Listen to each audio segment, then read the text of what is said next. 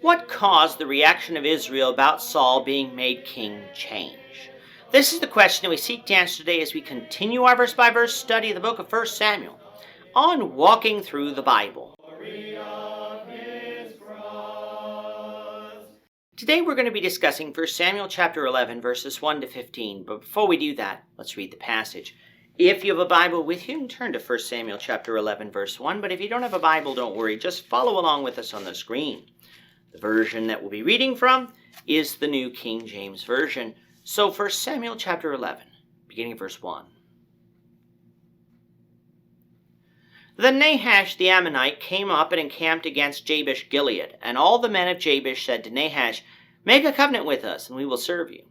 And Nahash the Ammonite said to them, "On this condition I will make a covenant with you, that I may put out all your right eyes, and bring reproach on all Israel."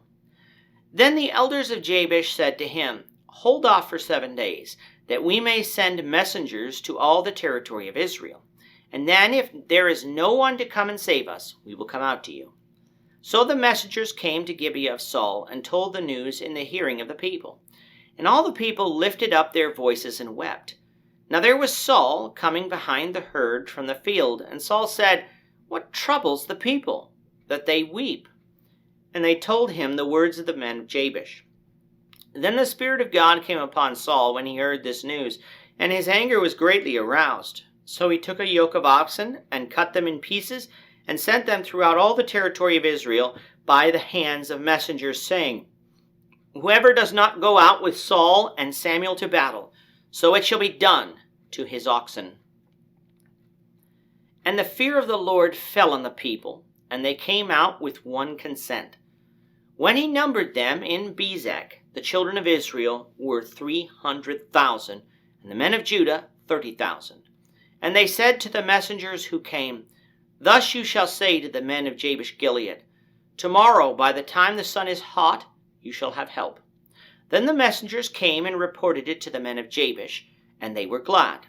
Therefore the men of Jabesh said, "Tomorrow we will come out to you, and you may do with us whatever seems good to you."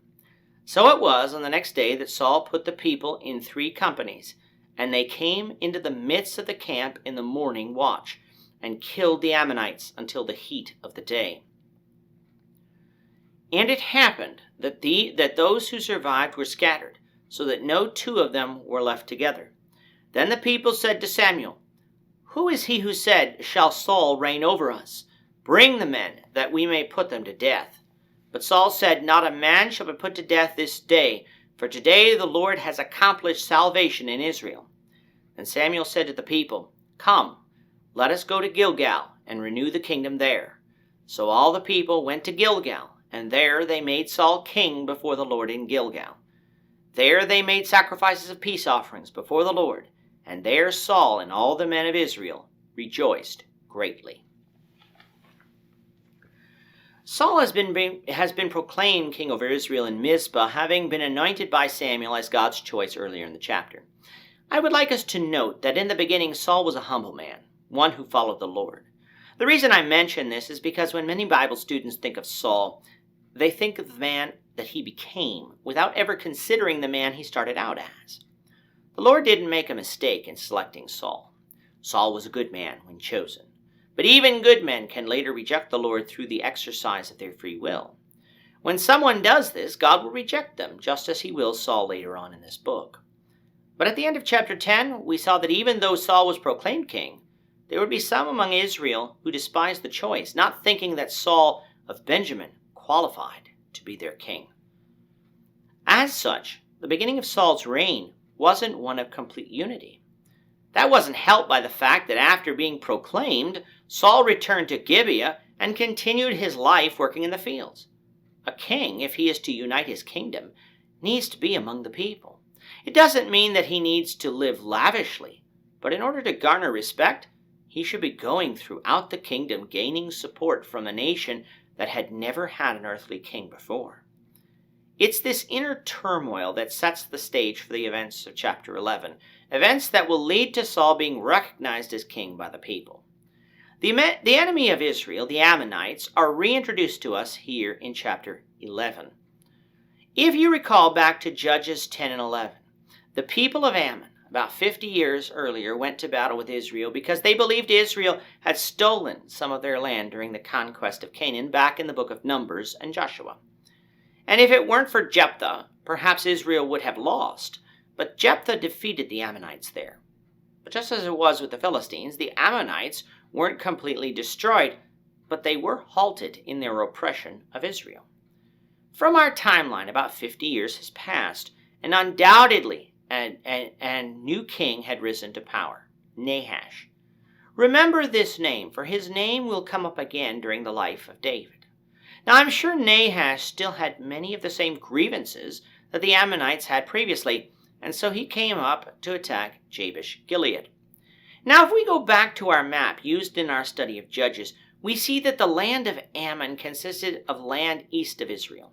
Even if you grant the Ammonites' claim that Israel stole some of their land, which Israel didn't, for they were forbidden to, Ammonite territory wouldn't have stretched up to Jabesh Gilead, shown now on the screen. That land belonged to Og and Sihon, Amorite kings that Israel defeated back in Numbers 21. So in going up to attack Jabesh Gilead, the Ammonites were trying to take land that wasn't even theirs historically to begin with. The people of Jabesh Gilead were willing to make peace with the Ammonites. Now, why would this be? Well, recall back in Judges 21, the people of Jabesh Gilead were killed for not sending men of war to fight the tribe of Benjamin. Only 400 virgins from here survived. Now, this happened probably about 250 years before, and the city obviously had been repopulated, but it could very well be that the people who repopulated it didn't have much confidence that Israel would defend them. Nahash said that he would make peace, but only on one condition, that Nahash may put out all their right eyes and bring a reproach on all Israel. This type of action would show that Israel wasn't really a powerful nation, that such an action could be taken by a foreign king. Now, you would think that this might have spurred the men of Jabesh Gilead to fight themselves, but no. They said that they would acquiesce if in 7 days they couldn't find any in Israel to help defend them. And so it was that people were sent to Gibeah of Saul, and the news told to the people. Why were men sent there? Well, it doesn't appear that it was because Saul lived there, for they didn't seek out Saul, but told the news to the people. A better reason could be that, remember, it was 400 virgins from Jabesh Gilead that were given to the remaining men of Benjamin, thus creating a bond between Benjamin and Jabesh Gilead through family. When the people of Gibeah heard this news, they wept. Why didn't they go to get Saul? Well, even though Saul was king, he wasn't really regarded as king, because as of yet, he wasn't acting as king. He was off in the fields working. However, when news came to Saul, it was said that the Spirit of God came upon Saul. We saw this phrase used in regards to Samson back in the book of Judges, meaning that the Lord stirred him up and gave him the courage and strength to do what was needed to be done. Saul took a yoke of oxen, cut it into 12 pieces, and sent it throughout all Israel with a message. Send your men of war to Saul and Samuel to fight for Jabesh Gilead, or the same will be done to your oxen. The story reminds me of a similar event that occurred back in Judges 19 concerning the rape and murder of the wife of the Levite. Needless to say, this worked, for the fear of the Lord fell upon the people, and they all came out with one consent. We didn't see such zeal from all Israel since the days of Joshua, showing us that there was potential for this nation to act unitedly if it wanted to. About 300,000 were numbered from Israel and 30,000 from Judah, giving us an indication that even during the days of Saul, Israel to the north and Judah to the south did have their political divisions. Jabesh Gilead was informed that they would receive protection, and so it was that the day after Israel was numbered, Saul divided the army into 3 companies and killed the Ammonites who had come to attack Jabesh Gilead. There were those who escaped, yes, but they were so scattered that no 2 of them were left together. This was the first victory of Saul as king, and a convincing one it was. So convincing that the people called for Samuel to bring those who had not wanted Saul to be king, despising him instead, to be brought to be put to death. Saul told them that was not to be done, for today the Lord accomplished the salvation in Israel. Saul here again showed his humility in that he gave praise to the Lord for the victory, not himself. But this did prove to be a turning point, for Samuel brought the people to Gilgal, near Jericho would have been, in order to renew the kingdom. Saul again was proclaimed king there. Sacrifices of peace offerings were made there before the Lord, and all the men of Israel rejoiced greatly. There would be no dissent about Saul this time. He was their king, and began acting like it too.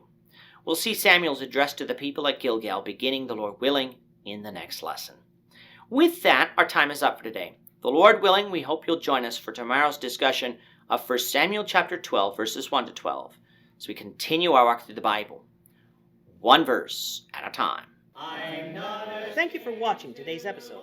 We hope that you found it edifying and ask that you not only subscribe to our channel and podcast, but that you like and share this episode among your friends, so that the saving gospel of Jesus Christ can go out to the whole world.